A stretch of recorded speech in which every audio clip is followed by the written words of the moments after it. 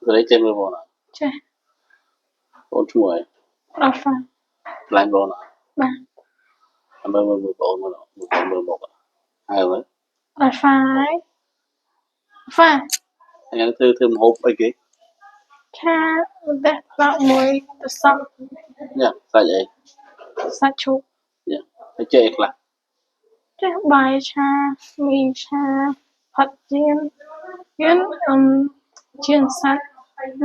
Chong mì chiên bún tía. Bài cha. Dạ. Mưa bồn mà nó. Mưa bồn mới. Hai bồn mới. Rafa ấy. Mà hay hái rồi. Rafa, kích. Nó, hay hái rồi. Phải mò viền họ đó này. Ba, Họ này. ba. Riêng năm mươi vậy. Ba chấm là hủ chiên. Lỗi nó. Lên là đi mà nữa rồi đấy. Advance. Ok, I just like máy. Đi mà. Pram, Cứ pram. I mean gì nó vậy? Hiên, Hiền đây nè. SE, Cái gì? Ô, trong đầu tiên nè. Từ thông tới hiện tổ.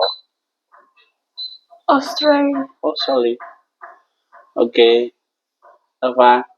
Apa trong từ hiện nữa nè con.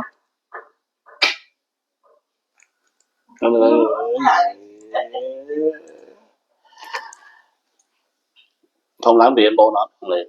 ba, Lấy gì ông lên mà nó được. ba. Vậy bị mặt này nón luôn. Vậy dịp sao ông lấy. Hi everyone, my name is Sarah. I am 10 years old. Yes. Tiếp. I live in Cambodia. I study at ACE. Yes. When I grow up, my goal is to go to Australia. Yes. Lấy bông khúc này lấy dịp sao ông lên. Thì là thì diễn đức tới xa. Dịp sao ông lên. Later, I will fly. Yes. Okay, thank you.